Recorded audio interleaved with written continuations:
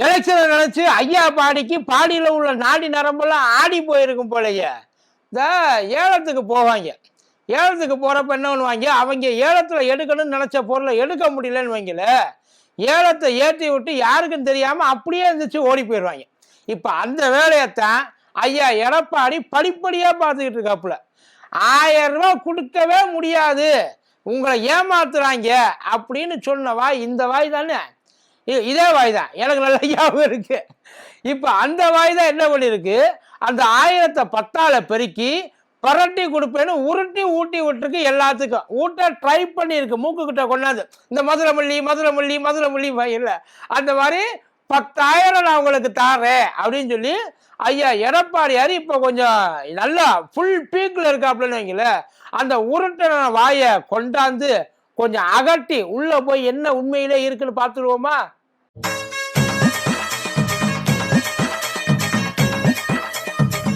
டயா booster சுகரை control பண்ணும், உங்க ஆரோக்கியத்தை மீட்டு தரும். சர்க்கரையை கட்டுப்படுத்துறதுக்கான எளிமையான வழிமுறை, இயற்கையான வழிமுறை. அனைத்து மருந்து கடைகளிலும் கிடைக்கும். மதியம் வணக்கம். இது மதியம் கூத்து.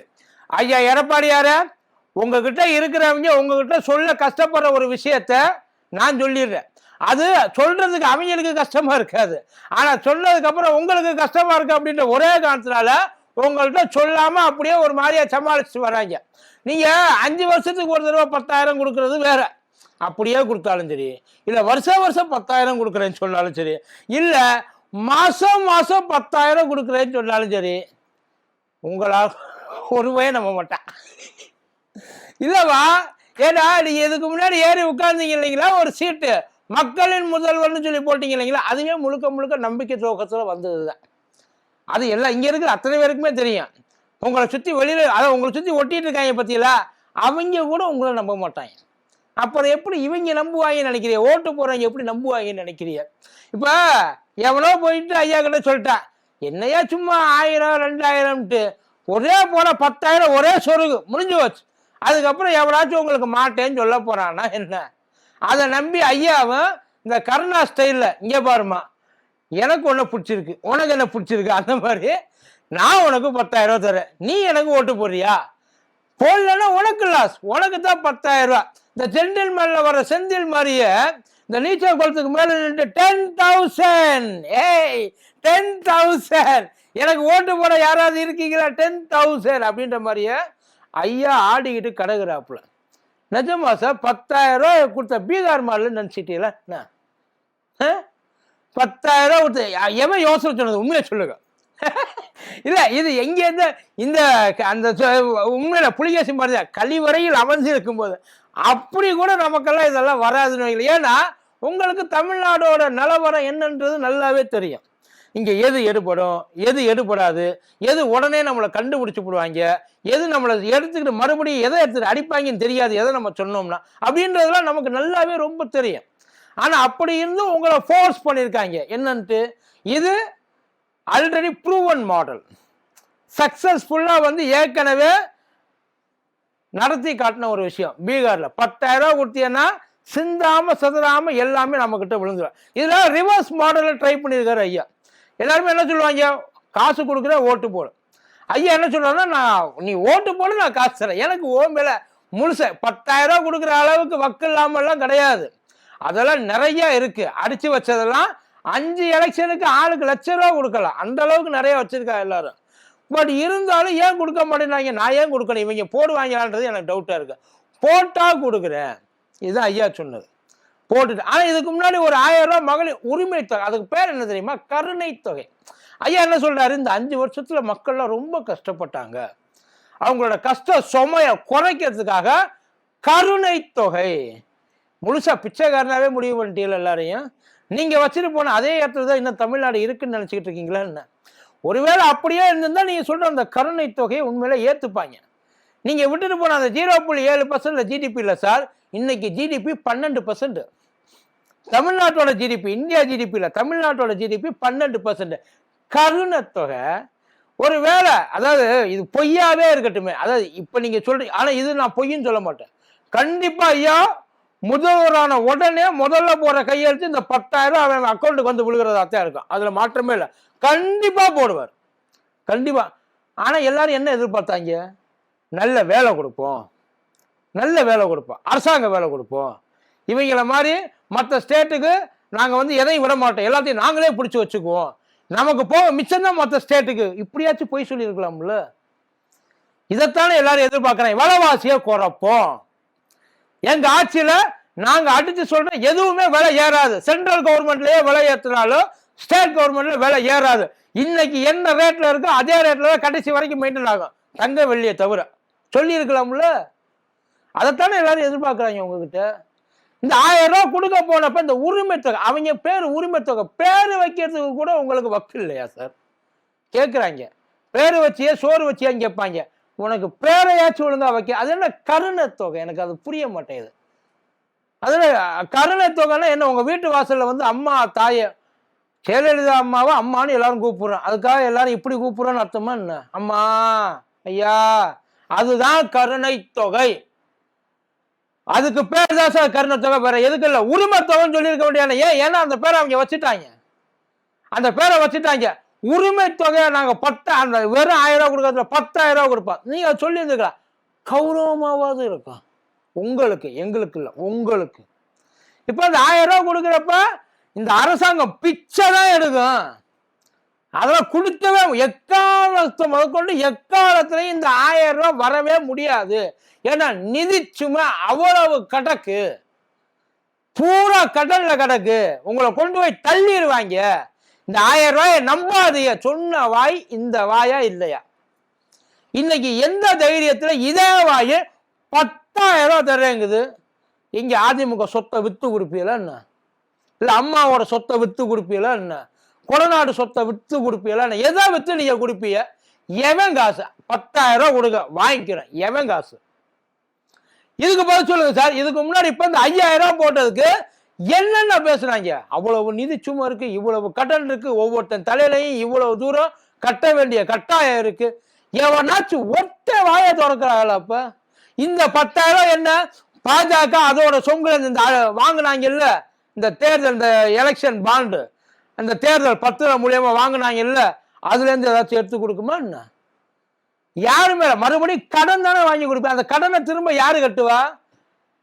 அதிமுக அமைச்சரவை எது கட்டும்? ஒருவேளை ஜெயிச்சா அவருக்கே நல்லா தெரியும். பட் இருந்தாலும் ஒருவேளை ஜெயிச்சுட்டாங்கன்னு வச்சுக்கோ, ஒரு பேச்சுக்கு, ஏன் ஜெயிக்க கூடாதுன்னு இருக்கு, அதை நம்ப கூடாது. ஜெயிச்சுட்டாங்கன்னு வச்சுக்கோமே, அந்த காசை எவன் கட்டுவான் திரும்ப? 10,000 ஒவ்வொரு அமைச்சரும் போயிட்டு ஏதாவது ஃபாரின்ல வேலை பார்த்து, என்ன நீங்க எல்லாம் என்ன கூகுள் சிஇஓவா என்ன? இல்ல ஒவ்வொருத்தன் சொத்தையும் வித்து கட்டுவீங்களா? இல்ல 10,000 எங்களுக்கு கொடுப்பீங்க, எப்படி கொடுப்பீங்க? மறுபடியும் இங்க தானே ஏறும். அதுல ஏன் அடிச்சரை பார்க்கணுமே ஒரு பெல்ட்டி. எப்ப குரங்கு தோத்து போயிருப்பா இப்படி குட்டி கட்டணம் போடுறதுக்கு? நிஜமா என்ன பண்ணாது தெரியுமா? ஏன் இந்த 10,000 கொடுக்குறோன்றதுக்கு ஒரு விளக்கம் சொன்னார். மக்கள் மேல வரிய சுமத்தி இந்த திமுக மக்கள் முதுக கூணு விழுந்த முதுகாகிருச்சு. மக்கள் நிமிர முடியாம தவிக்கிறாங்க.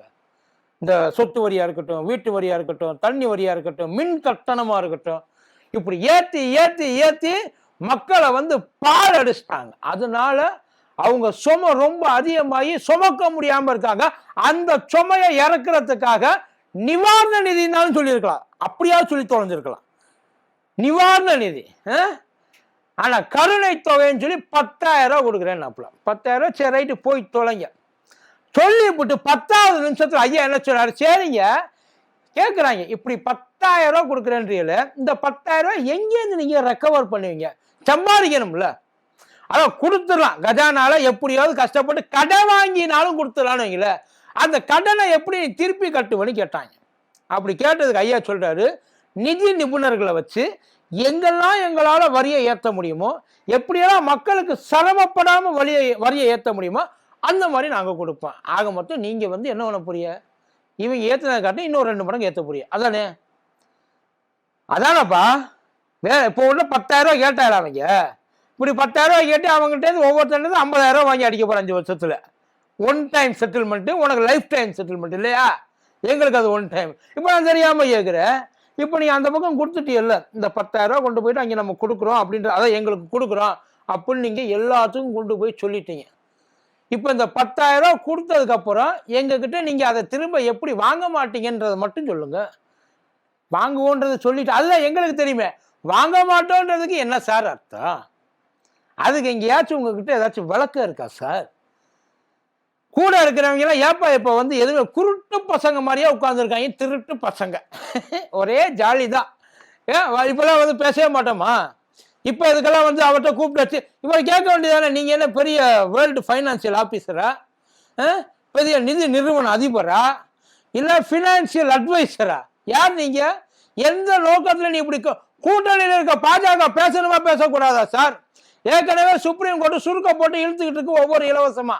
இதில் 10,000 ரூபா வேற கொடுக்குறேன்னா எலெக்ஷனை கேன்சல் பண்ணிட்டு இருக்கிறவனே எடுத்துட்டு போட்டு வேற யாரும் இப்போ பரவாட்டா சொன்னாலும் சொல்லணும் சுப்ரீம் கோர்ட் என்ன பண்ணுவீங்க? ஏன்னா அந்த அளவுக்கு அப்படி ஆக்கி வச்சிருக்காங்க சார். அப்புறம் இன்னொரு முக்கியமான விஷயம், ஐயாவோட கருணை. கொரோனா காலத்தில் ஐயாவோட கருணையைத்தான் நாமெல்லாம் பார்த்தோமே. கஜா புயலை 4,000 ரூபா கொடுங்க சார்னதுக்கு என் கையில் என்னப்பா இருக்கு? எல்லாம் ஓட்ட பாக்கெட்டு தான், உள்ளே போட்டால் உடனே விழுந்துருங்க. இல்லை என்கிட்ட எதுவும் இல்லை ராஜா. கஜா புயலுக்கு கேட்டது சார். அன்னைக்கெல்லாம் இல்லாத காரணம் அன்னைக்கு படாத கஷ்டம் இன்னைக்கு வந்துருச்சா மக்களுக்கு எல்லாருக்கும்? எனக்கு தெரியல, நான் உங்ககிட்ட கேட்குறேன். இந்த 10,000 எல்லாத்துக்கும், மீனவர்களுக்கு 12,000 எல்லாத்துக்கும் ஏற்றி கொடு, இஷ்டத்துக்கு வெறும் காசை மட்டுமே கொடுத்து எல்லாத்தையும் பண்ணிடலாம், சரி பண்ணிடலாம். ஏன் திமுக மேலே பேசுறதுக்கு வேற எதுவுமே இல்லையா? இல்லை நீங்கள் பேசுறதெல்லாம் மக்கள்கிட்ட எடுபடலையா? இல்லை உங்கள் பேச்செல்லாம் வெறும் வீண் பேச்சுன்றது எல்லாத்துக்கும் தெரிஞ்சு யாரோட இதில் 10,000 கொடுக்கும்போது அதை சொல்லுங்கள். ஏற்கனவே உங்கள் பாஸு சொல்ல வேண்டாம் 5 லட்ச ரூபா கொடுத்துட்டு அதுக்கப்புறம் இன்னமும் வருஷத்துக்கு 1,00,000 ரூபா போட்டுதா கூட இந்நேரம் நாட்டு மக்கள்கிட்ட பட்ட கடனை முடிச்சிருக்கலாம். அட்லீஸ்ட் எங்களை ஏமாற்றி நீ ஜெயிச்சுட்டேன்ற அந்த பேராவது போய் தொலைஞ்சிருக்கும். ஆனால் அந்த 10,000 ரூபா கொடுத்துட்டு மறுபடியும் எங்கேருந்து வருவேன்? எழுதி கொடுத்துருவோம் எல்லாத்தையும். ஏன்னா நம்ம பிரச்சனைக்காக கட்சியவே கொண்டு போய் கைமாற்றி விட்டவங்க நம்ம. நாங்கள்லாம் உங்களுக்கு ஏமாத்துறோம் சார். ஏங்க அட்லீஸ்ட் அங்கேயாவது சில விஷயங்களை கேட்கணும், பர்மிஷன் வாங்கணும், உள்ளுக்குள்ள சண்டை இருக்கு. ஆனால் இதுக்கு எல்லாரும் ஒன்று கூடியெல்லாம் பண்ணுவீங்க. வெளியில் தெரிஞ்சா நடக்கலாம். உங்கள் இதில் தான் உள்ளுக்குள்ள அம்பானி வந்தார், உங்கள் இதில் தான் உள்ளுக்குள்ள இவர் வந்தாப்புல, நம்ம இவர் அவர் பேர் என்ன, ஐயா மோடியோட ரொம்ப பெரிய சொந்தக்காரர் அத்தானி, அவர் உள்ள வந்து எல்லாத்துக்கும் எப்படி எழுதி கொடுத்தீங்க? எதை வேணாலும் எடுத்துக்கோங்க, நமக்கு என்ன அதானே. இப்போ அதே தான் இங்கே 10,000 ரூபா கொடுத்துட்டா பேச்சு மூச்சு இல்லாமல் கிடக்கணும். அதுக்கப்புறம் மாதம் 2,000 ரூபா பேருந்துல இலவசம். நீங்கெல்லாம் வந்து மக்களை வந்து ஏமாத்துறாங்க திமுககாரன். நீங்கள் பேசுறீங்க இல்லையா? அசிங்கமா இல்லை நிதி. இப்போ இந்த நிதி சும்மா மறுபடியும் யார் மேலே சார் ஏறும்? அதுக்கு பதில் சொல்லிட்டு நீங்கள் அந்த 10,000 ரூபா கொடுங்க சார். இதுக்கு மட்டும் பதில் சொல்லுங்க. இந்த 10,000 ஆளுக்கு 10,000 ரூபா, நான் சொன்ன அந்த இது ஃப்ரீ பஸ்ஸு, அப்புறம் மாதம் 2,000 ரூபா, இதையெல்லாம் நாங்கள் மக்கள்கிட்ட கேட்க மாட்டோம். எங்களுடைய சாமர்த்தியத்தினால சம்பாதிச்சு நாங்கள் வாங்கின கடனை திரும்ப கட்டுவோம். மக்கள் 1% எக்ஸ்ட்ரா எதுக்கும் கொடுக்க வேண்டாம். இன்னும் இருக்கிற அதே வேலை தான். அந்த உறுதிமொழியை கொடுங்க, ஒட்டே விடாமல் ஓட்டு போடுவேன். ஒரு வேளை ஏதாச்சும் ஒன்று இதில் எசக்கு பசங்க நடந்துச்சுன்னா உடனடியாக நான் என் ஆட்சியை கலைச்சி விட்டு அரசியலை விட்டே போயிடுறேன். சொல்லுங்க, அதையா இப்படியாச்சும் ஏதாச்சும் ஒன்று சொல்லுங்க சார், ஏற்றுப்பாங்க. இதை தவிர உங்களுக்கு வேற வழியே இல்லை. வெறும் காசை கொடுத்து இவங்களெல்லாம் நம்ம கணக்கு பண்ணி போடலாம் அப்படின்னு நீங்கள் நினச்சிங்க அப்படின்னா உங்களுக்கு அதை குறுக்கு வழியில் வந்தவனுக்கு வேற என்ன புத்தி வரும் அப்படின்றாங்க சார் எல்லாரும். நேர்மையா எலெக்ஷன்ல நின்று ஜெயிச்சு ஓட்டு கேட்டு அதுக்கப்புறம் வந்து மேலே போயிருந்தா அதோட அருமை தெரியும். என்ன பண்ணணும், எப்படி பேசணும், எப்படி மக்களை கவரணும், எதை சொன்ன மக்கள் வந்து உடனே நம்ம மேலே வந்து பரிதாபப்படுவாங்க, நம்புவாங்க. இதெல்லாம் வந்து அப்பதான் தெரியும். நாம அதிகபட்சம் கடந்து வந்த பாதையே ஒரு டேபிள் தானே. டேபிளுக்கு கீழே போன வரைக்கும் இவ்வளவுதான். அவ்வளவுதான். நன்றி.